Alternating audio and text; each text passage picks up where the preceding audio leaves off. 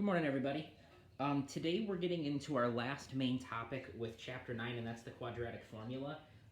From the announcement that I made with this assignment, the good news is that the quadratic formula can be used for pretty much any problem, and it's great for problems where another method doesn't work. The downside to it is that if you notice in the top of the page, it is a lot to memorize in a formula. It is going to be something that you use a lot in high school math. I would say that the quadratic formula is you'll use it as often as you probably use something like most of our standard multi-step equation stuff, and probably the same as slope, where slope took up a big chunk of what we talked about this year. This is going to be the same thing as you move into high school. The quadratic formula is x is equal to the opposite of b plus or minus the square root of b squared minus 4ac all divided by 2a. If you want to know where a, b, and c come from, it's the first term, second term, and third term in the quadratic equation that you're given. What you're going to want to do is make sure that before you solve these, you have everything in this form where it's equal to 0. If you have a problem that's not in that order, you're going to need to rearrange some stuff to make sure that it's in that format. This first problem, we just get into it. 4x squared minus 8x plus 3 equals 0. I would like you to show your work today like I am. If you noticed in the announcement for today's notes, I want you showing your work and I want you to send it to me because this work is going to take a little while. But it's so that it's helpful to you, because if you skip some steps or try to do some things on your own and kind of do mental math and jump ahead, you might get confused, and if you go back to look at what happened, you're not going to have all the information. So the first thing I would do is, since this is all in the right order, off to the side, I would write a is equal to 4, b is equal to negative 8, and then c is equal to 3.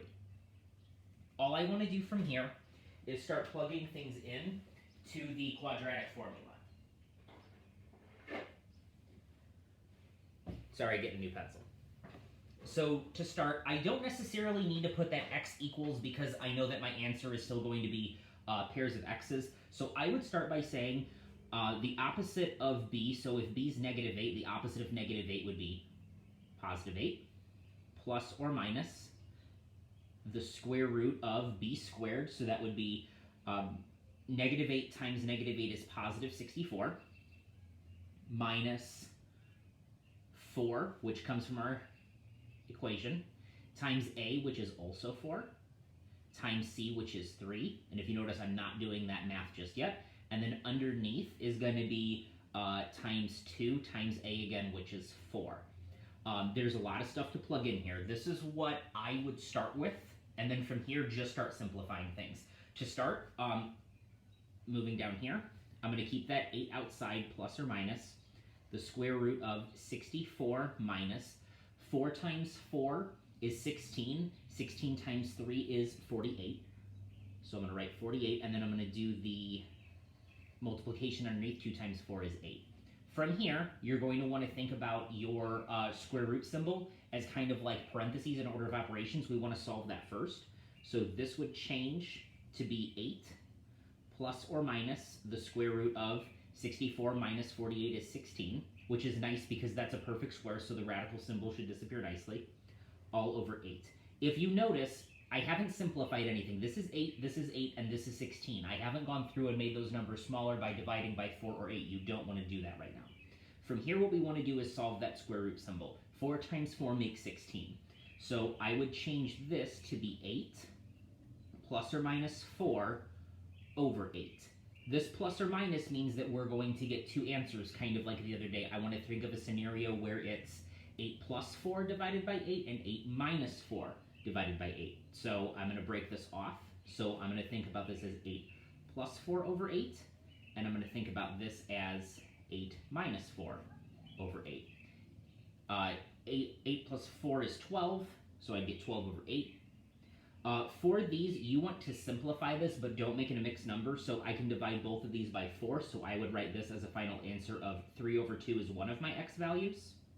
This would become 4 over 8, which equals 1/2. So my two answers to this, to where my x's are, would be the fraction 3/2 and 1/2. If you wanted to make these decimals, you technically could. If you wanted to make this a mixed number, you technically could. But for your assignment today, I'm looking for improper fraction simplified and regular fraction simplified.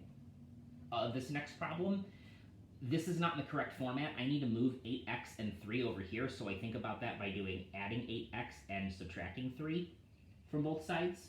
So it's now going to be in the form 3x squared plus 8x minus 3 is equal to 0. So a is equal to 3, b is equal to positive 8, and c is equal to negative 3. When I go through and plug this in, I'm going to do the opposite of b, which is now negative 8, plus or minus the square root of b squared, 8 times 8 is 64, starting to look a lot like this problem again, minus 4, now I'm going to multiply by a and c. A is positive 3, c is negative 3. Sorry if my hand's getting in the way.